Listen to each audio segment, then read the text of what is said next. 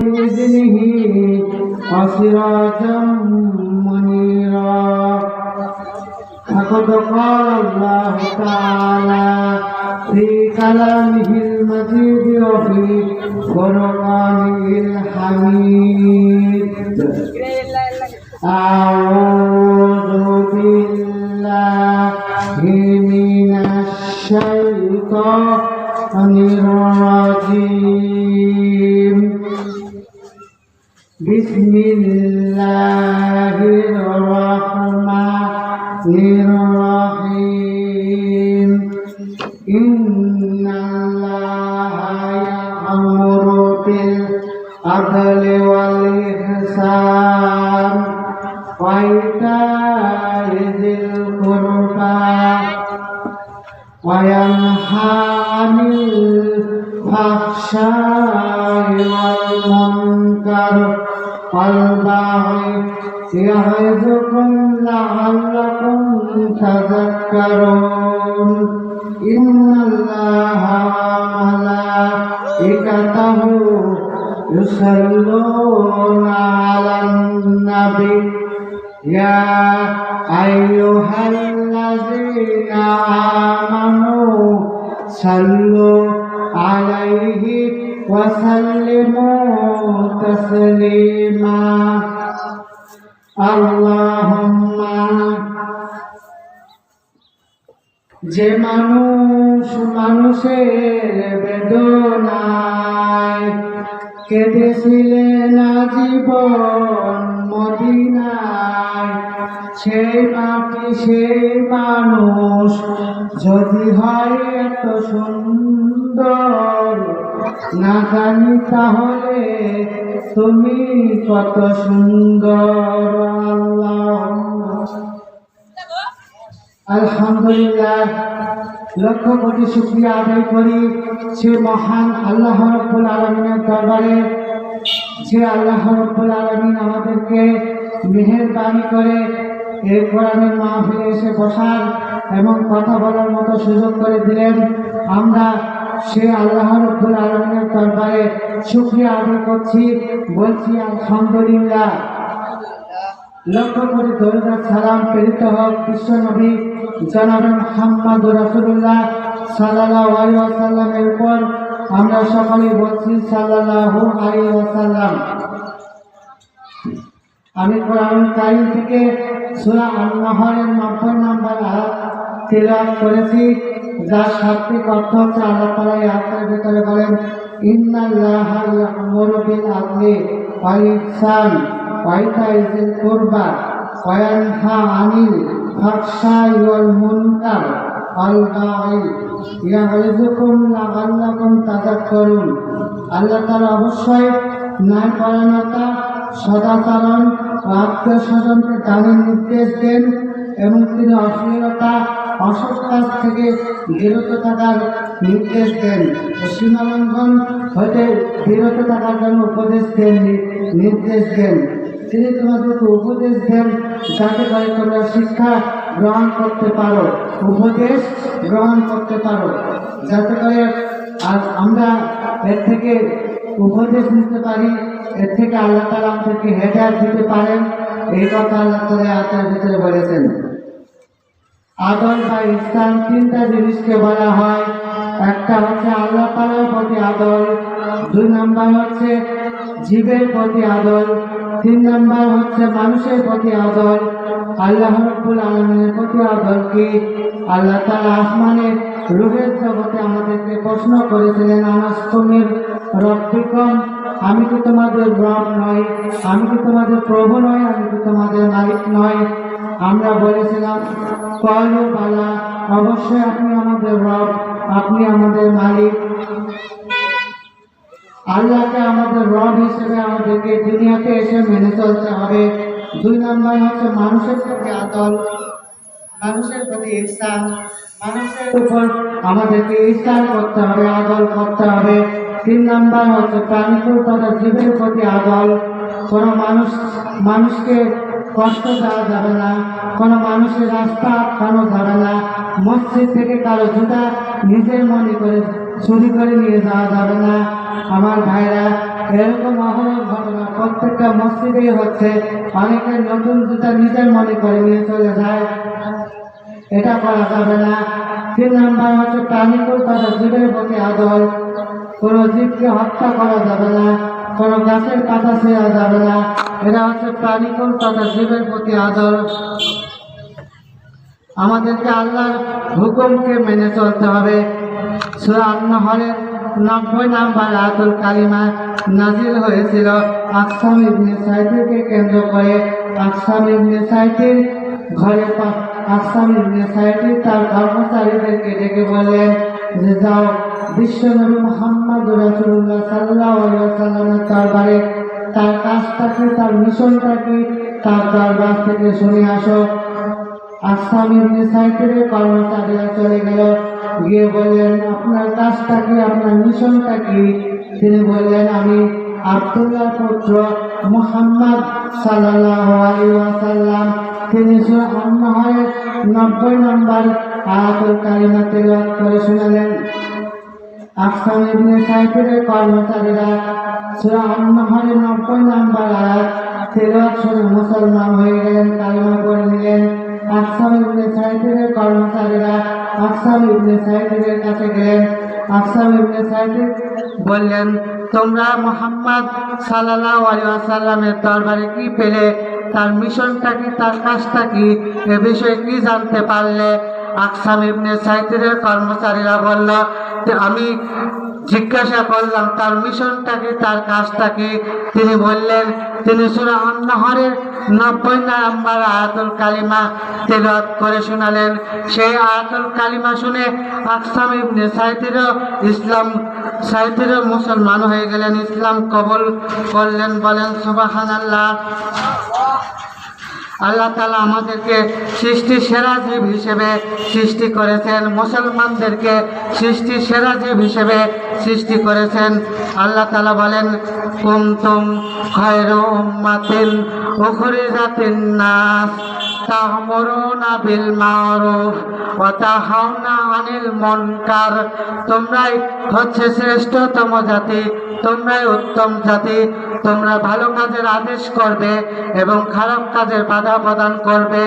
এরকম একটা প্রোগ্রাম তাফসীর মাহফিল করবে, ভালো কাজের আদেশ করবে, ভালো কাজের উপদেশ দেবে, খারাপ কাজের বাধা প্রদান করবে। এরপরে আল্লাহ তাআলা আমাদেরকে বলেন তোমরা ভালো কাজের আদেশ করবে এবং খারাপ কাজের বাধা প্রদান করবে না। আল্লাহ তাআলা বলেন ফালিয়াবুদু রাব্ব হাযাল বাইত। তোমরা ইবাদত করবে, গোলামি করবে, দাসত্ব করবে কেবলমাত্র কাবা ঘরের মালিকের আল্লাহ তাআলার। আল্লাহ তাআলা বলেন আবুদু রাব্বাকুমুল্লাযী খালাকাকুম মিন ক্বাবলিকুম লাআল্লাকুম তাত্তাকুন। তোমরা আল্লাহর গোলামি করবে, তারই দাসত্ব করবে এবং আল্লাহকে ভয় করে তোমাদের জীবনযাপন গঠন করবে। এরপরে মানুষ প্রশ্ন করতে পারবে আল্লাহ আমরা তোমার গোলামি তো করব, তো আমাদের কাজটা কি, আমরা কি করব, আমাদের বেতন কত? আল্লাহ তাআলা তাও বলেন হুয়াল্লাযী খালাকালাকুম মা ফিল আরদি জামিয়া। বান্দারে এই পৃথিবীর বুকে তোমরা যা কিছু দেখতে পাও সব কিছু আমি তোমাদের জন্য বেতন স্বরূপ সৃষ্টি করেছি, তোমাদের জন্য আমি তোমাদের জন্য সৃষ্টি করেছি। এরপরে মানুষেরা প্রশ্ন করতে পারে আল্লাহ আমরা বেতন পাইলাম বুঝলাম, তবে আমরা তোমার চাকরি করব, বেতন পাইলাম, চাকরির পরে মানুষের পেনশনের ব্যবস্থা থাকে, আমাদের জন্য কোনো পেনশনের ব্যবস্থা আছে নাকি আল্লাহ? আল্লাহ তাআলা তাও বলেন ইন্নাল্লাযীনা আমানু ওয়া আমিলুস সলিহাতি কানাত লাহুম জান্নাতুল ফিরদাউসি নুজুলা। নিশ্চয় যারা আল্লাহর উপর ঈমান আনয়ন করবে এবং ভালো কাজ করবে, সৎ কাজ করবে, আমি আল্লাহ তাআলা তাদের জন্য জান্নাতুল ফিরদাউসটা পেনশন স্বরূপ সৃষ্টি করেছে। বলেন সুবহানাল্লাহ। আমার ভাইরা, আল্লাহ তাআলা আমাদেরকে খলিফা হিসেবে প্রতিনিধি হিসেবে পৃথিবীতে সৃষ্টি করেছেন। আল্লাহ তাআলা বলেন, ইন্নী জাইলুল ফিল আরদি খলিফা, আমি তোমাদেরকে পৃথিবীতে খলিফা হিসেবে প্রেরণ করেছি, খলিফা হিসেবে সৃষ্টি করেছি। আমরা অনেকেই মনে করি শুধু নামাজ, রোজা, হজ, যাকাত এটাই শুধু ইসলাম, এটার মধ্যে ইসলাম, কিন্তু এটা না। বিশ্বনবী মুহাম্মদ রাসূলুল্লাহ সাল্লাল্লাহু আলাইহি ওয়াসাল্লাম টুপি খুলেছেন, জুব্বা খুলেছেন, পাগড়ি খুলেছেন, সেলাইবিহীন কাপড়, ইহরামের কাপড় পরিয়া 10,000 সাহাবীকে একই কাপড় পরাইয়া মক্কার দিকে যখন রওনা করলেন, মক্কার কাফেরেরা মক্কা থেকে পলায়ন করলেন। বিনা যুদ্ধে বিশ্বনবী মক্কা থেকে পলায়ন করছে, বিনা যুদ্ধে বিশ্বনবী মক্কা বিজয় করলেন, মক্কা নগরীকে বিজয়ী করেছিলেন। বলেন সুবহানাল্লাহ। আল্লাহ তাআলা আমাদেরকে পৃথিবীর বুকে খলিফা হিসেবে প্রেরণ করেছেন। এক দোকানে এক লোক তার কর্মচারী নিয়োগ দান করেছিল। সেই কর্মচারী মাঝে মধ্যে তাস খেলতো, মাঝে মধ্যে তাস খেলতো, দুষ্টামি করত। মালিক বলেছিল, তুমি দুষ্টামি করবা না, তাস খেলবা না। একদিন মালিক লক্ষ্য করলেন কর্মচারী তাস খেলতেছে, দুষ্টামি করতেছে। মালিক বলল, কি ব্যাপার? আমি না তোমাকে তাস খেলতে নিষেধ করেছিলাম, দুষ্টামি করতে নিষেধ করেছিলাম, তুমি তাস খেলতেছো কেন? দোকানদার কর্মচারী বলল যে, মালিক আমার ভুল হয়ে গেছে, আমি আর জিন্দেগিতে দুষ্টামি করবো না, তাস খেলবো না, আমাকে মাফ করে দেন, আমাকে ক্ষমা করে দেন। মালিক আর কিছু বললেন না। কয়েকদিন পর আবার লক্ষ্য করলেন কর্মচারী দুষ্টামি করতেছে, তাস খেলতেছে, তাও আবার দোকান বন্ধ করে তাও আবার টাকা দিয়ে তাস খেলতেছে। এমন সময় এই কথা দৃশ্য দেখার পর কি ব্যাপার, মালিক বললেন, কি ব্যাপার? তোমাকে না আমি তাস খেলতে নিষেধ করেছিলাম, দুষ্টামি করতে নিষেধ করেছিলাম, তুমি তাস খেলতেছো কেন, দুষ্টামি করতেছো কেন? কর্মচারী বলল, আমার ভুল হয়ে গেছে, আমাকে মাফ করে দেন, আমি আর জিন্দেগিতে তাস খেলবো না। মালিক সেই কর্মচারীকে বাদ দিয়ে দিলেন, দোকানে আবার নতুন কর্মচারী নিয়োগ দিলেন। এরপরে পাশের দোকানদার বললেন, তুমি কি দোকানে নতুন এসেছো নাকি? তুমি কি দোকানে নতুন কর্মচারী নিয়োগ হয়েছে নাকি? বলল, হ্যাঁ আমি দোকানে নতুন এসেছি। বলল, তুমি নতুন এসেছো, তাহলে তোমার মালিক খুব ভালো মানুষ, তুমি দুষ্টামি করবা না, তাস খেলবা না, তোমার মালিক খুব ভালো মানুষ। ওই দোকানদারের যদি কর্মচারীর যদি কাজ করার ইচ্ছা থাকে, তাহলে ওই কর্মচারী কোনোদিন তাস খেলবে না, দুষ্টামি করবে না। ঠিক তেমনি আল্লাহ তাআলা আমাদেরকে পৃথিবীর বুকে প্রেরণ করেছেন আল্লাহর গোলামি করার জন্য, আল্লাহর দাসত্ব করার জন্য, আল্লাহর হুকুমকে মেনে চলার জন্য খলিফা হিসেবে প্রেরণ করেছেন, প্রতিনিধি হিসেবে প্রেরণ করেছেন। আমাদের যদি সেই খলিফা হিসেবে খলিফার দায়িত্ব পালন করার ইচ্ছা থাকে, তাহলে আমরা কেউ কোনোদিন ওই ফেরাউন আর নমরুদের মতো আচরণ কেউ কোনোদিন করব না। আমার ভাইরা, আল্লাহ তাআলা আমাদেরকে খলিফার পদ দিয়ে দুনিয়াতে প্রেরণ করেছেন। আল্লাহ তাআলা আমাদেরকে খলিফা হিসেবে প্রেরণ করেছেন। তিনটা আল্লাহ তাআলা এসব বলার পর বললেন, আমি ওয়াজ করে দিলাম। আল্লাহ তাআলা বলেন, আমি ওয়াজ করে দিলাম যাতে করে তোমরা হেদায়েতের পথ বেছে নিয়ে চলতে পারো। তাহলে ওয়াজ করেন স্বয়ং আল্লাহ। কাজে যারা ওয়াজের বিরোধিতা করেন, তারা হচ্ছেন আমার আল্লাহর সাথে বিরোধিতা করে থাকে। এক লোক রাস্তা দিয়ে হেঁটে যাচ্ছে, হেঁটে যেতে যেতে হঠাৎ তিনি লক্ষ্য করলেন একটা বট গাছ, রাস্তার সাইডে একটা বট গাছ রয়েছে। সেই পথে ক্লান্ত হয়ে বট গাছের নিচে বসলেন। সেই বট গাছের নিচে তার ঘুমটা চলে আসলো, তিনি ঘুমিয়ে পড়লেন। হঠাৎ গাছের ডালে দুইটা পাখি এসে বসে আছে, একটা হলো কবুতর আর একটা হলো কাক। কবুতর খেয়াল করলো যে সেই পথিকের চোখে মুখে রোদ লাগতেছে।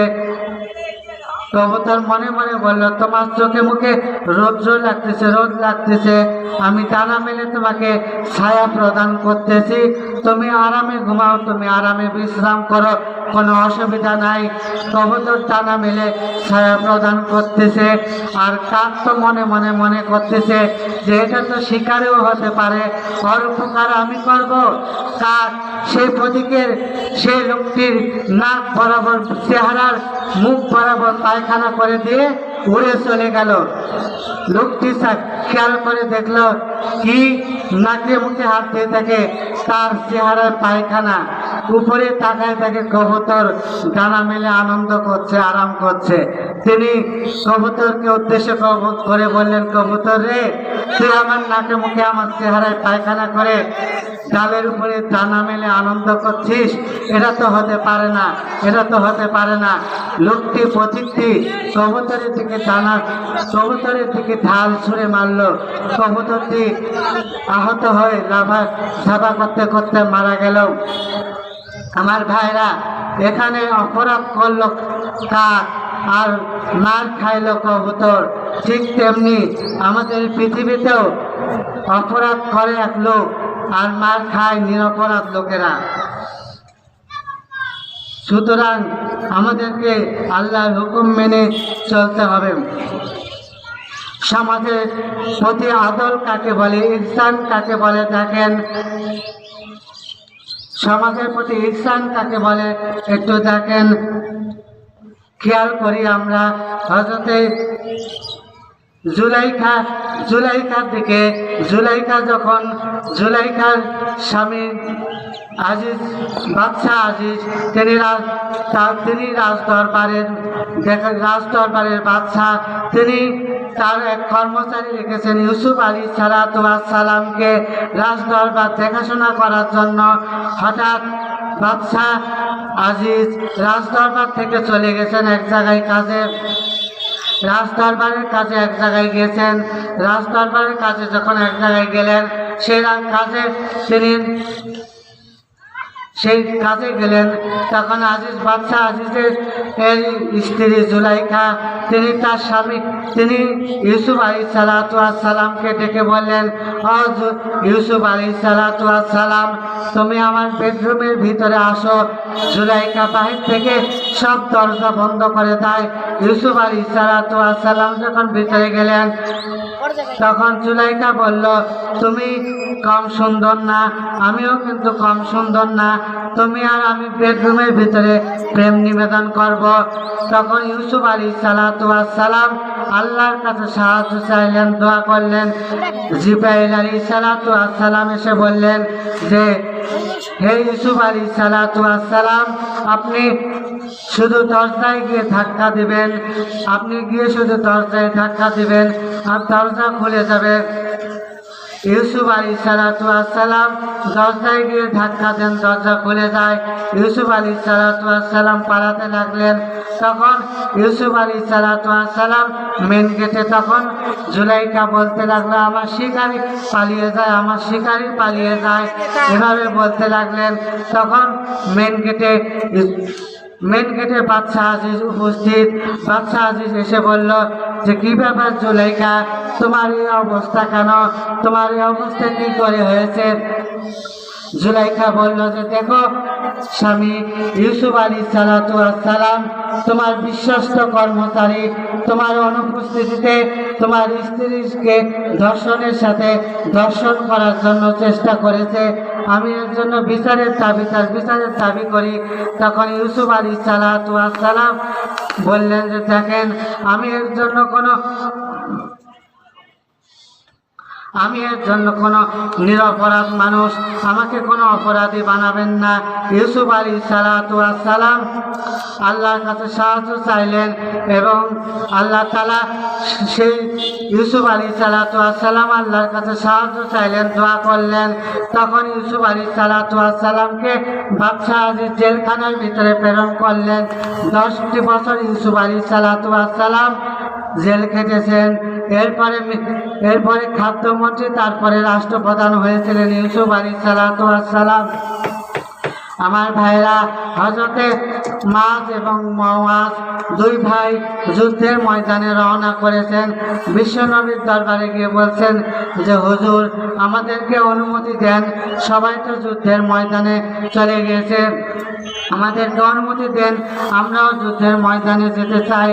তখন বিশ্বনবী ইতস্ততা করতেছেন, অনুমতি দিতে চাচ্ছেন না। বিশ্বনবী বললেন যে দেখো, তোমাদেরকে অনুমতি দিতে পারি, তোমরা দুইজন কুস্তি লড়ো, তবে যে কুস্তিতে জিতবে তাকে অনুমতি দিব। তখন মাছ এবং মুআজ কুস্তি লড়ল এবং মুআজের কানে কানে গিয়ে বলল, দেখো তুমি তো আমাকে এক ধাক্কায় ফেলে দিতে পারবে, সুতরাং তুমি তো আমাকে এক ধাক্কায় ফেলে দিতে পারবে, আমি তোমাকে যখন ধরবো তুমি ইচ্ছে করেই পড়ে যেও, তা না হলে তো আমি চান্স পাবো না। বিশ্বনবী বুঝতে পারলেন, দুইজনকে অনুমতি দিলেন। দুইজন যখন যুদ্ধের ময়দানে গেলেন, গিয়ে বললেন যে দেখুন, চাচা আব্দুর রহমানকে দেখে বললেন, চাচা এখানে আবু জেহেল কোনটা আমাদেরকে দেখাই দেন। আব্দুর রহমান বলল, আবু জেহেলকে দিয়ে তোমরা কি করবা? তখন মাছ এবং মুআজ বলল, আমরা শুনেছি বিশ্বনবীকে সবচাইতে বেশি কষ্ট দিয়েছিল মক্কার জীবনে আবু জেহেল, তাই আবু জেহেলকে আমরা দুনিয়া থেকে বিদায় করে দিতে এসেছি যুদ্ধের ময়দানে। আব্দুর রহমান বলল, ওই যে দূরে দেখা যায় ওটাই আবু জেহেল। মাছ এবং মুআজ যুদ্ধ করতে করতে মাছের হাতে একটু হাত কেটে গেল, চামড়া ঝুলতেছে জন্য যুদ্ধ করতে কষ্ট হচ্ছে, এজন্য মাছ পায়ের তলায় সেই হাতকে নিচের দিকে দিয়ে চামড়াকে কেটে ফেলে দিলেন। এরপরে আবু জেহেলকে হত্যা করে জাহান্নামে পাঠিয়ে দিলেন। আব্দুল উজ্জা ইসলাম কবুল করবেন, চাচাকে গিয়ে বলছেন, চাচা আপনি বিশ্বনবী মুহাম্মদ সাল্লাল্লাহু আলাইহি ওয়াসাল্লাম যে ইসলামের দাওয়াত দেন, কালেমার দাওয়াত দেন, এটা আপনার কাছে কেমন লাগে? এটা আপনার কাছে কি মনে হয়? তখন চাচা বলল, আমার কাছে তো ভালোই মনে হয়, আমার কাছে তো ভালোই লাগে। আব্দুল উজ্জা বলল, আপনি কি ইসলাম কবুল করবেন, মুহাম্মদ সাল্লাল্লাহু আলাইহি ওয়াসাল্লামের ধর্ম কবুল করবেন? তখন তিনি বললেন যে দেখো, আমি আমার বাপ দাদার ধর্ম ছেড়ে দিয়ে ইসলাম কবুল করতে পারবো না, মুসলমান হতে পারবো না। আব্দুল উজ্জা বলল, দেখুন আমি এতদিন অপেক্ষা করছিলাম, আপনি আগে ইসলাম কবুল করবেন, আপনার দেখা দেখি আমরা ইসলাম কবুল করব। তখন আব্দুল উজ্জা বললেন যে আপনি যেহেতু ইসলাম কবুল করবেন না, আর ইসলাম যখন কবুল করলেন না, তখন আমি ইসলাম কবুল করলাম, কালেমা পড়ে নিলাম। আব্দুল উজ্জা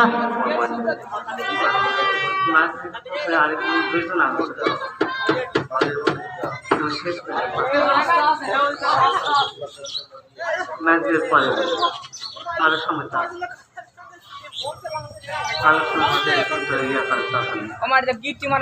আব্দুল উজ্জা যখন ইসলাম কবুল করলো, ইসলাম কবুল করার পর চাচা বললেন, দেখুন আমরা ইসলাম কবুল করার কারণে চাচা তাকে বিদায় করে দিলেন বাড়ি থেকে। এরপরে আব্দুল উজ্জা চলে গেল বিশ্বনবীর দরবারে। সংক্ষিপ্ত করে দিচ্ছে আলোচনা, যেহেতু আরো অনেকে আছেন ইসলামী সঙ্গীত দেবেন, এজন্য সংক্ষিপ্ত আকারে করতেছি। বিশ্বনবীর দরবারে গেলেন। বিশ্বনবী বললেন, তুমি কে? তোমরা এখানে কি জন্য এসেছ? বললেন, আমি ইসলাম কবুল করেছি। ইসলাম কবুল করার কারণে বাড়ি থেকে আমাকে বের করে দিয়েছে চাচা। আমার বাবা মারা গিয়েছে, চাচার বাড়িতে লালিত পালিত হচ্ছিলাম। ইসলাম কবুল করার কারণে আমাকে বাড়ি থেকে বের করে দিয়েছে। আব্দুল উজ্জা ইসলাম কবুল করার কারণে এই অবস্থা, ইসলাম কবুল করার কারণে এই অবস্থা হয়েছে। আব্দুল উজ্জা চলে গেল। বিশ্বনবী বললেন, তুমি আসহাবে সুফফাতে থাকতে দাও, তাই সেখানে থাকবে, তাকে ভালোভাবে কোরআন শরীফ শিক্ষা দেবা, সেখানে কোরআন শরীফ শিক্ষা গ্রহণ করো। কয়েকদিন পরে বিশ্বনবীর কাছে অভিযোগ আসলো যে আব্দুল উজ্জা চিল্লায় কোরআন তেলাওয়াত করে, তার কারণে আমরা ঘুমাইতেও পারি না, আমাদের ঘুমায় ডিস্টার্ব হয়। বিশ্বনবী বললেন যে দেখুন, আব্দুল উজ্জার ইসলাম কবুল করার বরং তামিল ইমান হয়েছে, যার কারণে সে কিছু আনতে পারে নাই, তাকে চিল্লাইতে দাও, সে চিল্লাই কালিমা পড়ুক, ইসলাম কোরআন তেলাওয়াত করুক। কয়েকদিন পরে যুদ্ধের তামামা বেজে উঠল। তখন আব্দুল উজ্জা বললেন, হুজুর আপনি আমার জন্য দোয়া করেন, আমি যেন যুদ্ধের ময়দানে শহীদ হয়ে যেতে পারি। তখন বিশ্বনবী বললেন, দেখো একটা গাছের পাকল নিয়ে আসো। গাছের পাকল আনা হলো, এনে বললেন যে বিশ্বনবীকে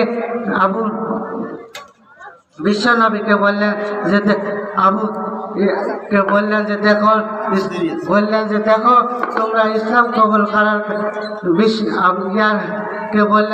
ইসলাম কবুল করার কারণে সে কিছু আনতে পারে নাই, সে চিল্লাই কোরআন পড়ুক, তাকে চিল্লাইতে দাও। সে যুদ্ধের ময়দানে যখন গেলেন, যুদ্ধের ময়দান থেকে সে বললেন শহীদ হলো, শাহাদাত বরণ করবেন। তখন বললেন যে দেখুন আমি শহীদ হতে চাই, আপনি আমাকে আমার জন্য দোয়া করলেন না, আমার রক্ত কাফেরদের জন্য হারাম করে দিলেন। তখন বললেন যে দেখুন আমি শহীদ হতে চাইলাম, আর আপনি আমার রক্তকে কাফেরদের জন্য হারাম করে দিলেন। তখন বললেন এখন যদি তোমার মৃত্যু হয়, জ্বরেও মৃত্যু হয়, তাহলে সেই মৃত্যুকে আল্লাহ রাব্বুল আলামিন শহীদ মৃত্যু হিসেবে দান করবেন। সুতরাং আল্লাহ তাআলা আমাদের সকলকে কবুল করুক, আমিন। আমি আমার অসমাপ্ত আলোচনা এখানেই শেষ করছি।